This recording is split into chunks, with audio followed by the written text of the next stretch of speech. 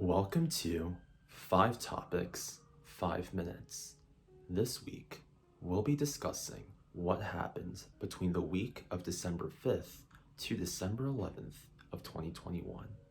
This week, we'll be discussing updates on the Supreme Court's ruling on the Texas ban of abortions, former Senate Majority Leader Bob Dole's passing, a meeting between President Biden and President Putin, the Biden administration's decision not to send American officials to the Beijing Olympics, and Olaf Scholz's swearing in as Germany's new Chancellor.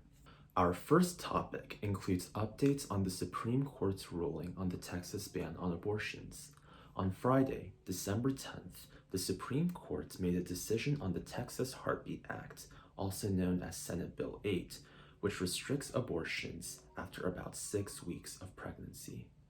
The decision, which to abortion activists is a quote, minor victory according to the New York Times, allows abortion providers in Texas to sue a limited group of state officials, including the head of the state medical board and other licensing authorities.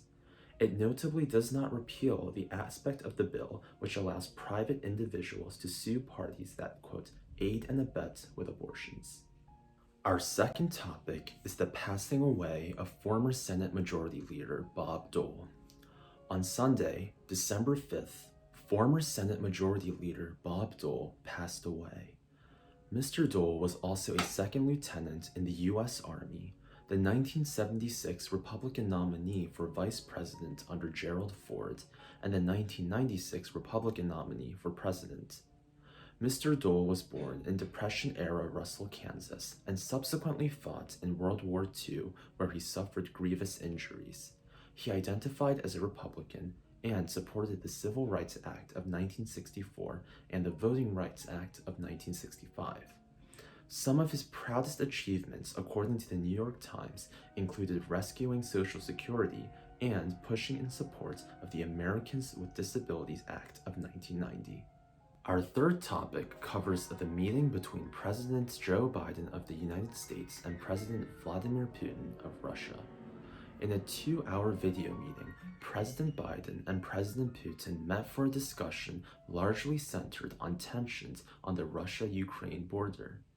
A buildup of Russian troops in the area have concerned American and EU officials that Russia may be planning an invasion of Ukraine. President Biden warned President Putin of the economic sanctions that would be placed on it if it were to invade Ukraine. These sanctions could include blocking Russian companies from access to global markets. The Russian perspective on the issue includes concerns that a buildup of Western military activity threatens Russia, and also that Ukraine is rightfully part of Russia through historical and ethnic ties. In the meantime, President Putin has made his motives for the military buildup on the border unclear, leaving speculation among American officials that he may be creating a crisis to gain attention on Russian demands. Our fourth topic covers the Biden administration's decision not to send American officials to the Beijing Olympics. In a quote, diplomatic boycott, American delegates will not be sent to the 2022 Beijing Winter Olympics. American athletes will still compete in the Games. The boycott is being held over mass detentions of Uyghur Muslims in the Xinjiang region, as well as the silencing of pro-democracy protests in Hong Kong, which U.S. officials have claimed are human rights abuses. Our fifth and last topic covers the swearing in of Olaf Scholz as Germany's new Chancellor. On Wednesday, December 8th, Germany's new Chancellor Olaf Scholz was sworn into office. Mr. Scholz has served as Vice Chancellor and Finance Minister in his popular predecessor Angela Merkel's government and is seen as both a moderate and centrist.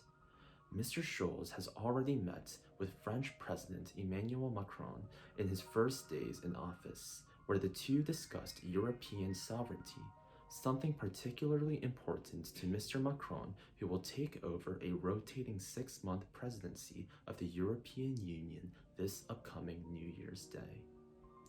Thank you for watching 5 Topics, 5 Minutes. Please have a wonderful day and a wonderful weekend.